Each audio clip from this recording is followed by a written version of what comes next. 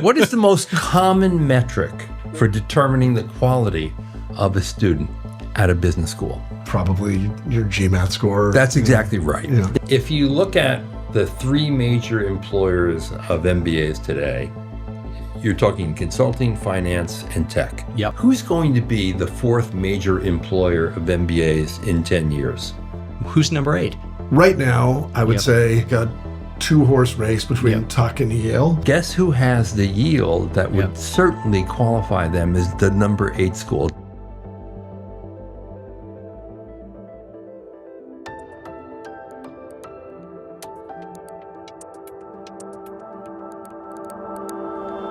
Welcome to the MBA Mission Podcast, where we dig deep into the world of MBA admissions with insights from the people who shape it. Today we're asking a question that stirred more than a few late-night debates among MBA insiders. If there were an M8, not just the M7, which school would make the cut? To help us answer that, we're joined today by a true legend in the MBA world, John Byrne, founder and editor-in-chief of Poets&Quants, and the journalist who literally coined the term M7 back in the day. John has been covering business education for decades, from Business Week to Forbes, to now running one of the most influential voices in the MBA world.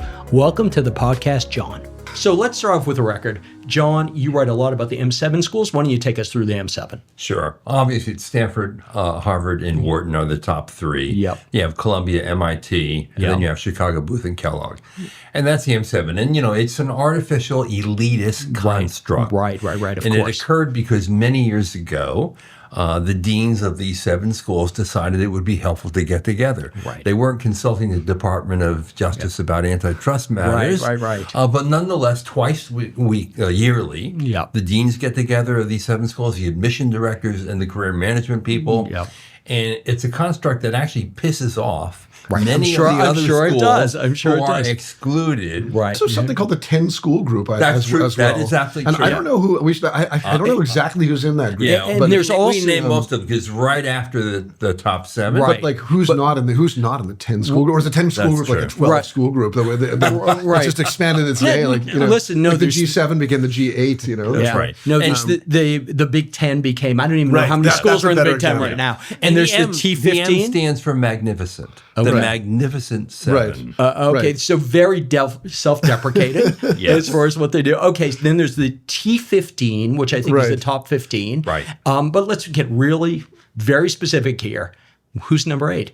Jeremy, what's the number 8 school? I mean, I think we gotta explore. Let's at least identify the candidates to start. Okay. Right. Okay. So I think before we start picking winners. Yeah. I think in this group, I would say, I'm trying to do this geographically so I don't miss anyone. Yeah. We got Dartmouth Tuck. We got NYU Stern. Yep. We've got. I'm not doing geographically because I've already got lost geographically. I was going to say halfway between is Yale. Yeah, Yale, UVA Darden. Yep. Berkeley Haas. Yes. Who am I? I'm at 6. Who am I missing there? Did I get? That's a pretty good list. Yeah. Okay. I mean, Let me think about this for a second. Did I miss anyone? Yeah, Duke. Oh, Duke. Yeah, of course. Okay, there we go. Duke. I mean, listen, it can keep on growing. Let's go West Coast. We could say Berkeley. We could say UCLA. But Berkeley, I think is there. I think UCLA is, I would say, not part of the conversation. I would say Cornell is not part of the conversation. Right. Yeah. And I would say Cornell not yet. There's some reasons to think that it is moving the right direction in a way other schools aren't. But again, we all have. I would disagree with you on that one. So that's okay. It's okay for us. Okay. The other thing about the M7 is they're all private universities. Okay. And that's kind of interesting too, isn't it? Which just goes to my elitist construct comment before.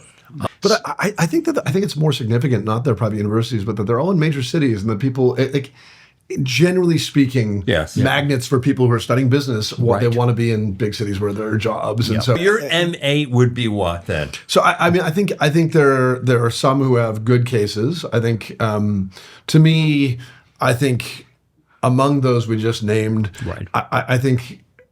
Look, when we talk about the M7, we're talking about branding, and I think halo brands really affect the MBA brand. And so, to me, I want to play my close. I'll do my review at the end. But I think the two obvious candidates to start are definitely Dartmouth Tuck and the Yale SOM. Right. And I think they benefit tremendously from their parent institutions. Right. And I remember one of the first people I helped.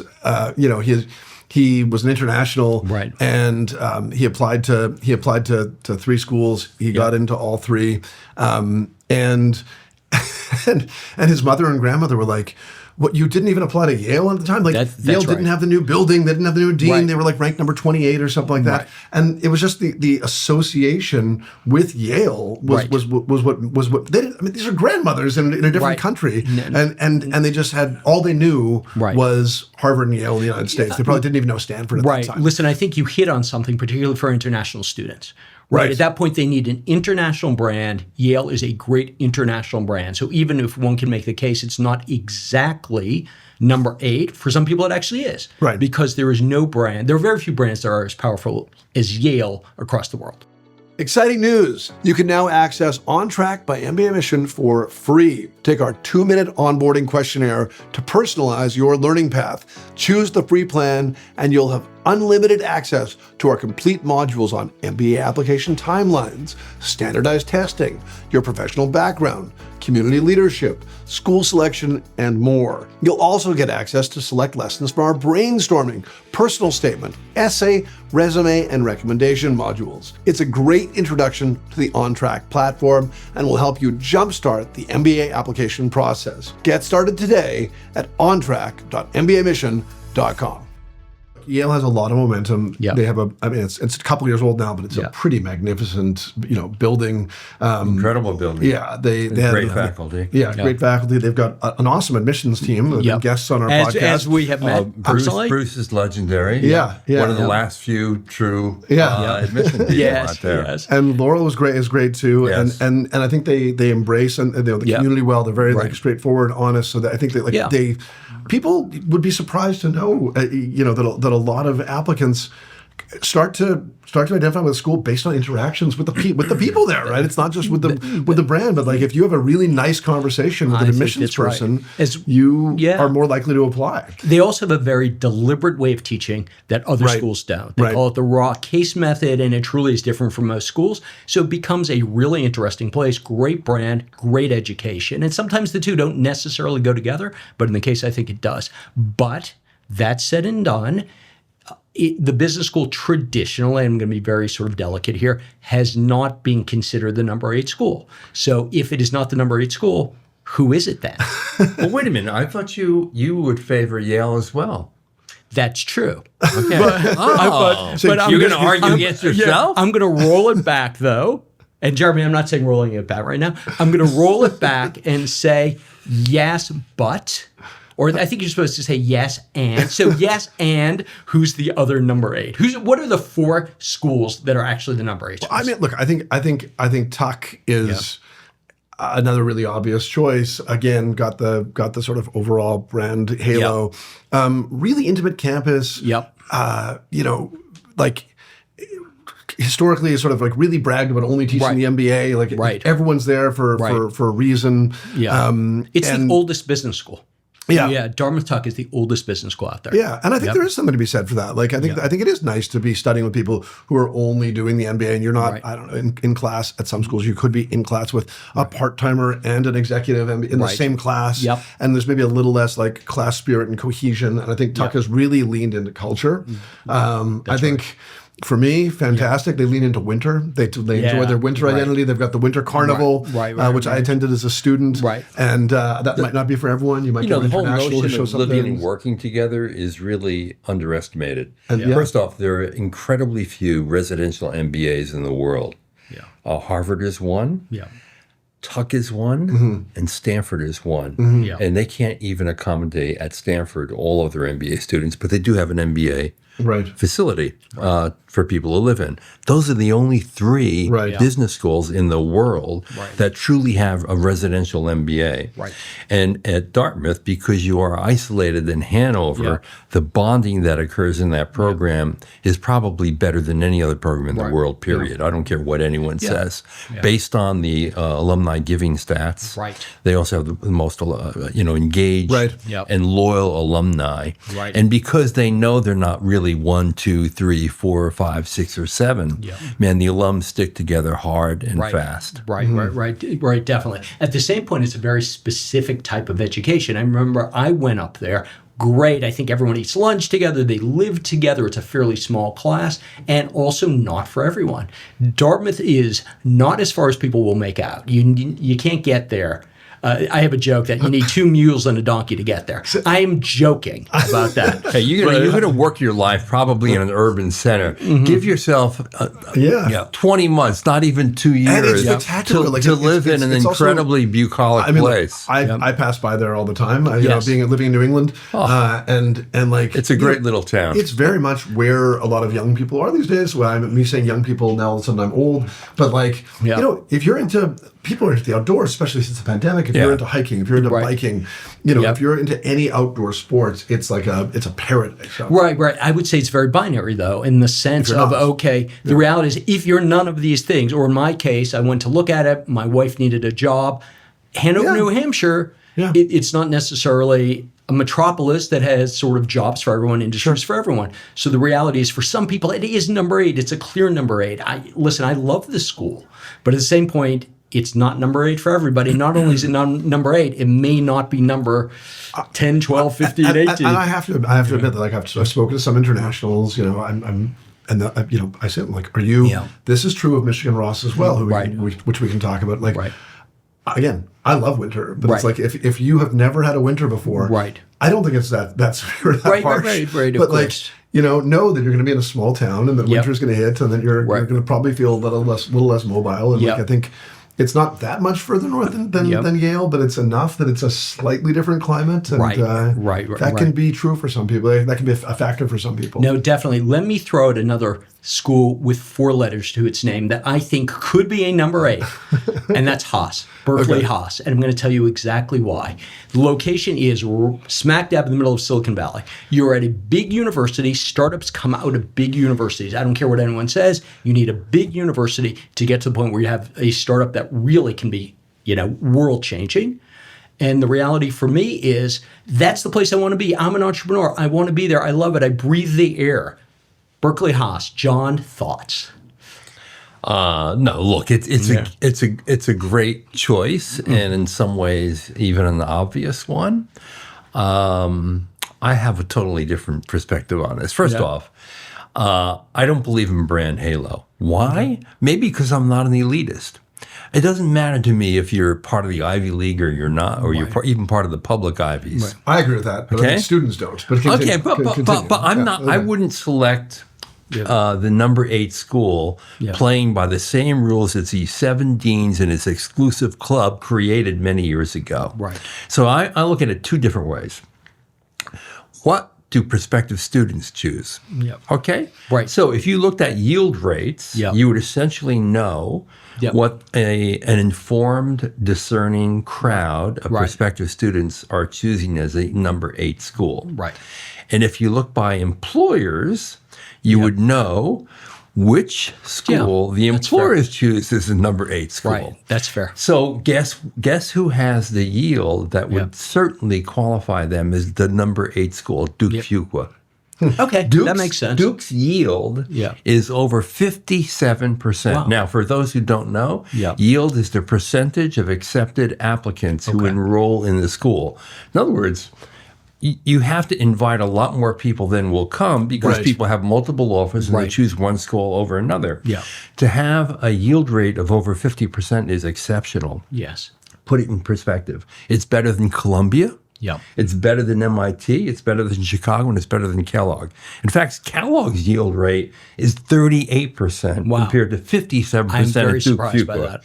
Chicago's 49, MIT 50, Columbia 51. Duke beats all of them. Okay? And that is really astounding. You look at the accept rate. Accept rate is 19.5% at Duke these days. That's lower than Chicago, which is 28.7%. Right. It's always surprising me, and lower actually, than Kellogg. Well, they have an exceptional director of admissions who should have been the Harvard Business School director of admissions years ago. But unfortunately was not. And I think she has worked magic at the school, but it's a great school. It really is. Let me put in a commercial for Duke, a school that I love. I finally began to understand how you pronounce the name, which is Fuqua. Sure. It's a hard name to pronounce. One thing I love about Duke is their social impact focus. In actual fact, they put in a lot of money to that. They take it very seriously. And the reality is they have this really rich social impact curriculum in the sense of a lot of schools talk about social impact. They're the ones who are really doing it very well.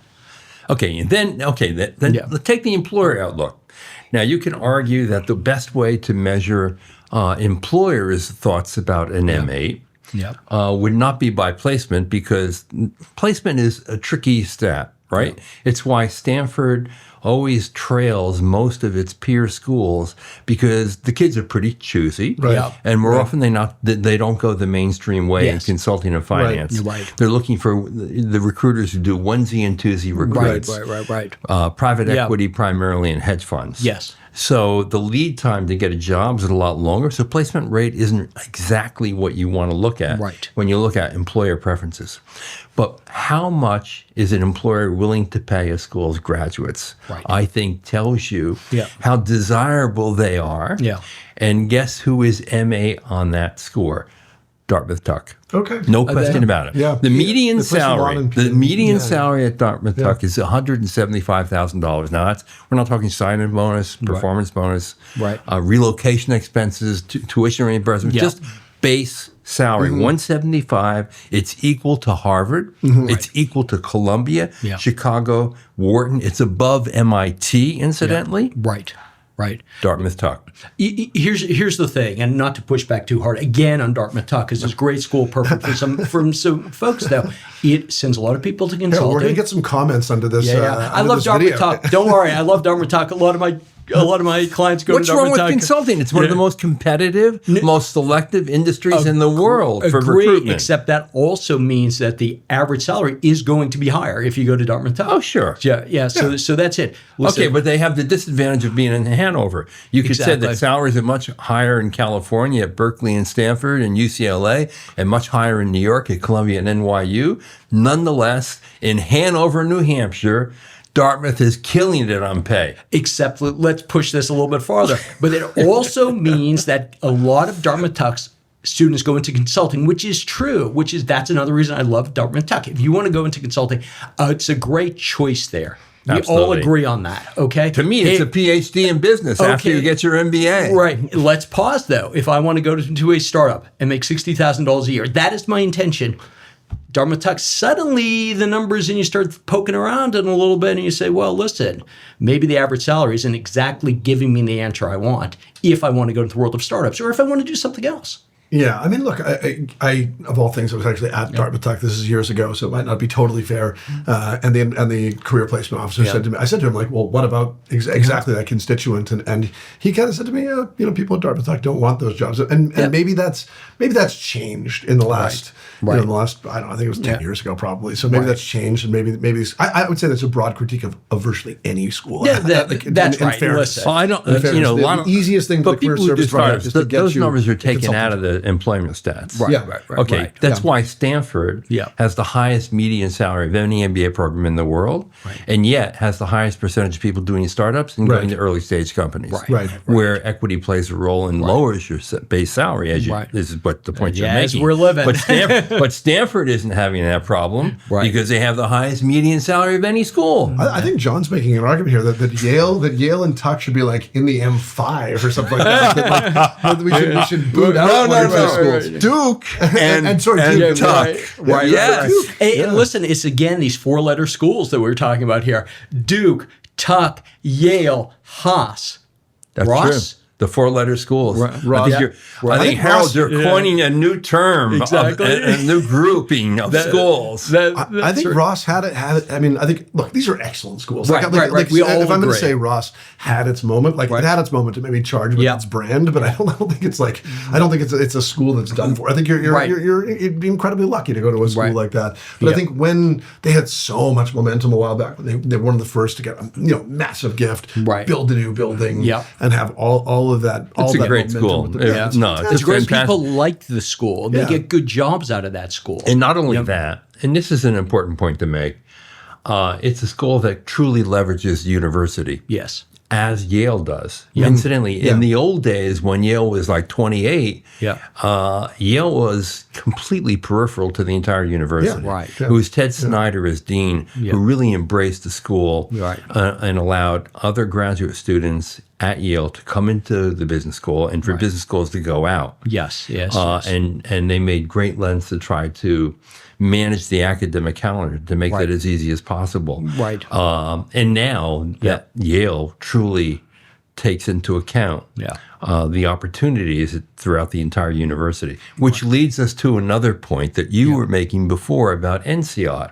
Should there be an international school that should be number an MA? And clearly it would be NCEAD even over London Business School. So what's the case for NCEAD right there? Well, I mean, I think, certainly obviously extremely global. Two campuses you can study on either one. True international, American schools are 35% and probably pretending they're 40% by counting some dual citizens or people who maybe were, were born in some country but have lived here for 20 years, whatever. INSEAD really is an international program where you're going to get way more people from, from South America, from Asia, from Africa, and I think it's about 90% international. Of course, the 10% being local. There aren't a lot of French people who are studying for their MBAs in general, so it's just kind of built in. It is also a consulting factory. I mean, it is a consulting. 55% of their class. That's higher, I believe, than any other program. And a high percentage of them are sponsored by consulting firms and don't even recruit. It's a 1-year program. That's or sometimes there's a 10 months. 10 months, or you can do a version with a brief with a break. Start. Is that the January start date? I think. You can do a brief break, so you can take a summer internship or an internship at some point. It's a different experience. It may be an apples. It may not be an apples to apples experience. Totally. It's close. It's a tough experience though. INSEAD can be quite a difficult academic road. It's a little bit grindy. And whether or not that's because it's only 10. It's so accelerated, 10 months, obviously a very high-performing group there. But be that as it may. If you truly know you want to work internationally, you want an international career, it's hard to argue with it. I mean, if you, it's way tougher to recruit in Europe or the Middle East from from UCLA, or from Berkeley, or even let's say from Darden or Duke, or anything like that. What about recruiting in North America from NCI? That becomes harder. But you've got to be. Then you're probably looking at your consulting firm and saying, I'm going to use that as an avenue to recruit. That's right. And then you go back to your consulting firm and you eventually rotate over. It's funny that we mentioned very quickly, jumped over it, is this notion of the London Business School. If before this conversation I said, okay, who's number 8 internationally, I would have said London Business School. And for me, that seems like such an incredibly strong brand. In London, again, English speakers sort of biased towards that. But at the end of the day, INSEAD's not exactly in Paris. Can we agree to that? So we're talking about London Business School. So why not London Business School? Look, it's a fantastic school. Again, I think we're across the board splitting hairs. What if you chose an MA by research, by academic research? You know who would be the MA? No. What do you think? If you go by the FT's research rank, it would be NCEAD. Actually, if you go by the UT Dallas rank, you won't believe who it would be. USC. The Marshall School of Business, Isn't that wild? Okay, but I brought up NCEAD in the context of Michigan and Yale taking full advantage of their broader universities and allowing students to take courses throughout. And in my awkward segue to NCEAD, the point I was really trying to get at is that NCEAD is a standalone business school. So it lacks the incredible advantages of a business school within a great university that has expertise in almost every field. So if you want to have a career in climate change, you can go to the School of Environmental Sciences at Yale and rub shoulders with students in that area and learn from leading professors in the field.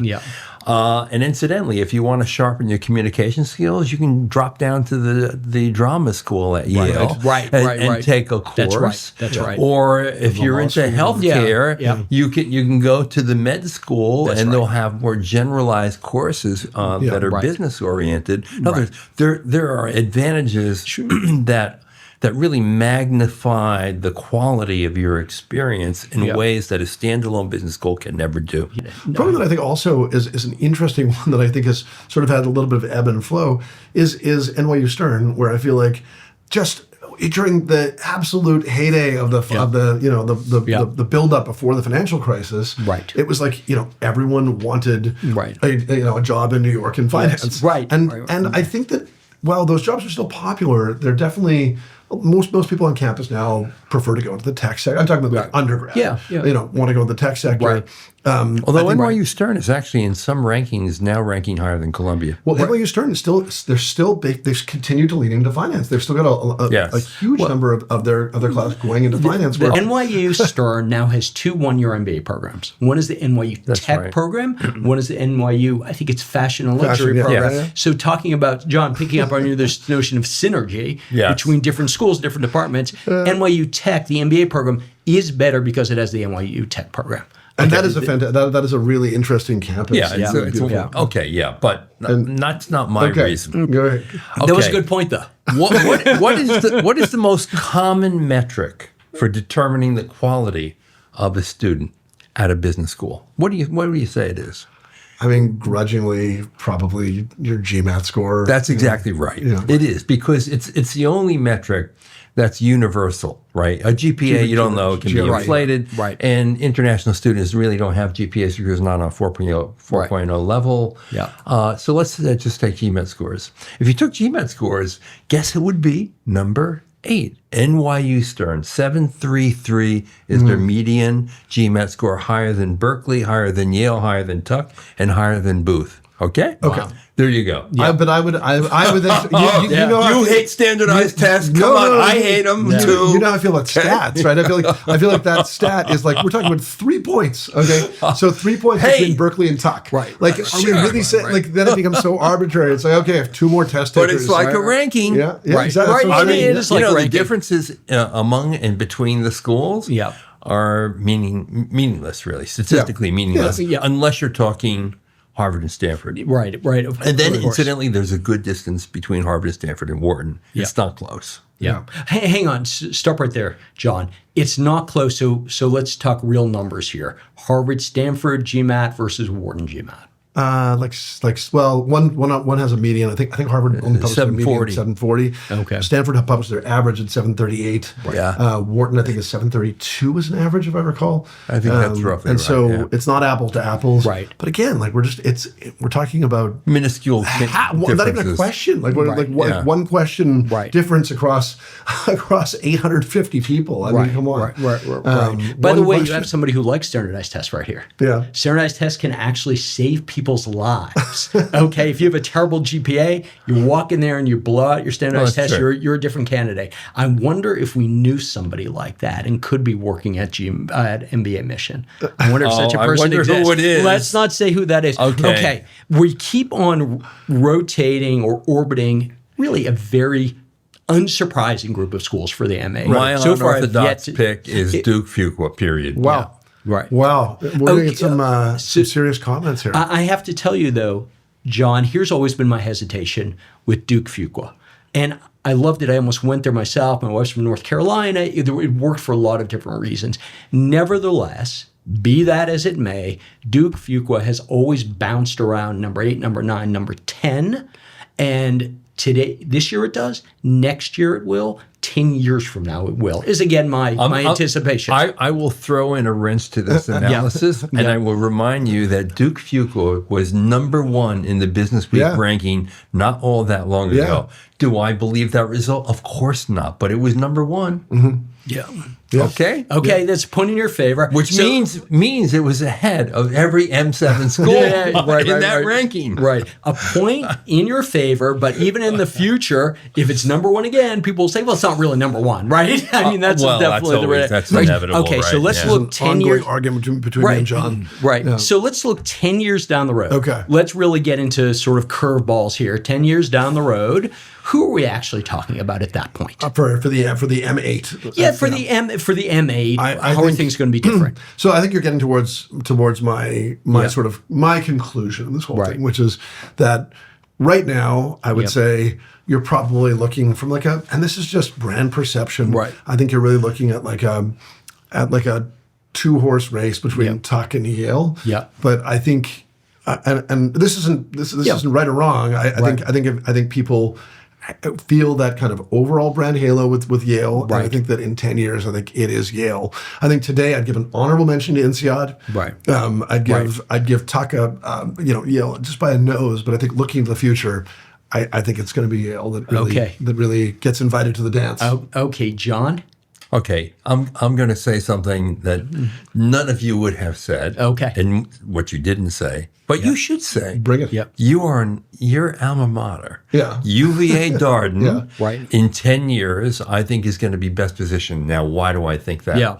Okay, first off, my own bias prevented me from bringing it up. I was like, I don't want to seem like a homer here. But now I'm listening. I'm listening. Yeah. Right. First off, I think leadership in all that matters at a business school or at a company makes a huge difference. Yeah. And I think in terms of leadership, Scott Beardsley at UVA Darden is among the best deans in the world today. Right. And let's look at what he's done. Yeah. So he's created a conference center on campus that generates cash and is a huge addition to that school. And it's beautiful. I mean, it is beautiful. I've only visited once. It is magnificent. It is and magnificent. the whole school is magnificent. It's a fantastic place. Yep. And he is now building a residential center. So Darden will be the next of the schools you can count on less than 5 fingers on your hand that will have a residential MBA. Darden will be there within a year and a half. Okay? He's raised a lot of money for scholarships. He's continuing to do that. Yep. The school is a case study school where the professors are truly dedicated to the mission of teaching and less concerned about their research and not showing up in class for students. Right. Those faculty members are incredibly accessible to the students in a way that no other school has. Yeah. In fact, I'll say it right now. I said it before. I will always say it. The best MBA teaching faculty in the world is at UVA Darden, period. There's no other possible contender, not Harvard, not Dartmouth Tuck. Yeah. Right. 2 schools that also emphasize case teaching method, yes. and emphasize teaching. Right. Okay? But no one touches Darden on that score. So these investments that will be cash generating over a long period of time, the amount of money that's been raised, the new Center for Artificial Intelligence, the new facilities in Roslyn that expand the alumni network into the Washington metro area with a part-time MBA, executive MBA, and executive education programming. I think all of those things, those investments that have been made in 10 years are going to pay off big time. I think what's really also going to pay off, and I see it in every day, is that as an MBA mission consultant, I see great people. I'm working with great people. Our firm is working with great people. More and more truly great people are going to UVA. Truly more. I had a wonderful guy, started a company in Europe, really terrific, already had his PhD, and he went to UVA, and he was just blown away, and that's where he is right now. I think one, and I intentionally avoided mentioning it because I felt like I had to recuse myself. I wouldn't accuse you of a conflict of interest. But I do. First of all, I do very much agree with the assessment of the teachers. I mean, I only went to one school, but the professors were unbelievable. And whenever I go back, it's like you walk in and they still remember. I mean, the ability for recall among these professors going to reunions and Peter, Michael. It's really unbelievable. And the culture the culture is fantastic. It's unbelievable. I mean, and it does start with the morning ritual, morning coffee. Yeah. Where the faculty and students mingle in the hallways. I mean, I'm still close with several professors. Ed Freeman's that can't be understated. Honestly, that cannot be understated. Yeah, that's the culture is good as Tuck and as Duke Fuqua. I would say, like, because of all the investments that Dean Beardsley's put into the school, I really feel like the facilities are second to none. I mean, it's unbelievable. Right. And wait till the residents. I mean, that absolutely. That's really something. I didn't even mention the botanical garden and the hiking trails that are now part of the business school campus with an outdoor classroom overlooking a flowing brook, among other things. Do you know what I mean, seriously. Do you know what the undergrads call the garage? There's the parking garage. Oh yeah, sure. What? They call it Garage Mahal. It's the most beautiful garage you've ever been in, because it's red brick. It's done so nicely, and it's a garage. Yeah. Okay, so you guys. And let me even add to this, okay, into the MBA experience at this school. To my knowledge, they're the only school that has an international immersion that's fully paid for by the school because it's been endowed. Okay, so that most means, schools have international immersions, but you got to reach into your pocket, pay the airfare, pay your hotel, pay your food, the whole thing. Right. Not at UVA Darden. It's a mandatory immersion, and it's fully paid for by an endowed fund. So that's students themselves, MBA students, then are paid to go off into another piece of the world to do a project there, to study there, whatever it is. Yeah. That makes sense. So is that your pick? I'm saying in 10 years, if you want to think about the school, it's going to have momentum. Right. Based on leadership and based on investments that have already been made in the school that will fully materialize over the next 10 years, I say it's UVA Darden. Interesting. Harold, where are you? Okay, I'm at Cornell, actually. And wow, we haven't even existed. We haven't even talked about that. Yeah, and let me tell you about Cornell, a school that I've gotten to know a little bit. My father-in-law went to Cornell, and you're his new best friend. There we go. First of all, he went to Cornell Johnson. Cornell Johnson. So the thing that I love about Cornell, first of all, is it is a wonderful community up in Ithaca, New York. Ithaca is a beautiful place. People will push back and say it's very cold, and it is distant. I'll be the first person to admit that it is distant. What Cornell does really well, though, is it has its immersion programs. Right. So if you want to go into investment banking, they make that happen. They have some great, no doubt experience. About that. That is an ideal, terrific program. Exactly right. Let me also add something else, and John, this speaks to this notion of leveraging off of other pieces of the university. Cornell now has their Cornell Tech campus, which is right in Manhattan. I went to visit with my son, and it was absolutely fantastic. It's you thought you jumped into the 22nd century. It might be residential as well. I mean, I think it's on Roosevelt Island. It's on Roosevelt Island. You sort of have they have a dorm there. Yeah, you have to. But you're sharing it with all the other students, not just business school students. Yeah, I mean, which is fantastic. But Johnson students can go from Ithaca to Cornell Tech and spend some time there, including a one entire year of their 2-year MBA program can be at Cornell Tech. It's called the 1+1 program, very new. If you want to go into tech, get a general management degree, then at the end of the day, I just love Cornell. I love the way it's going. I love the direction. And they're making a big commitment now. Okay, I got to put another word in about UVA Darden. Money talks. Okay, and Cornell is under-resourced by every measure. They have not had a great success at getting a lot of money from donors. That's in total contrast to UVA Darden, which has brought in an incredible haul under Scott Beardsley. And so to me, Cornell is a sort of an underfunded kind of program that's in bad need of significant endowment money. I'm curious, do you have the data on its yield? Because I hate to say this publicly, but like at times when we have an applicant who maybe has a weakness but still wants to go to like a top MBA, I tend to say, maybe look at Cornell. Like I think you're still going to get a wonderful program and a strong brand name and lots of opportunity, but it's not quite as hard to get into as the other programs. Not on yield. I'm going to guess its yield is under 30. Yeah, it's yield and selectivity. I think, but still, John. And not to put too fine a point on this, that Cornell Tech campus, and it's beautiful. It's absolutely beautiful. Yeah, it was it's amazing. Yeah, it's amazing. And they raised a lot of money to do that. So one hopes in 10 years, our timeline here is that it starts catching up. It's an incredible campus. Mike Bloomberg gave the initial gift for it. And they want to process it. It's an absolutely incredible campus. It's nice just if you happen to be in New York, take the tram over and just walk around around. It's just nice. Absolutely beautiful. I think that there's the Louis Kahn Roosevelt Memorial is out there that you can go walk through. It's a really, really nice, unusual look at the skyline of New York. Right. It's awesome. Yeah, I'm not so sure it's in my conversation, but I'm okay with it being in yours. Okay, now let's really go crazy here. Okay. I don't even know what the criteria is.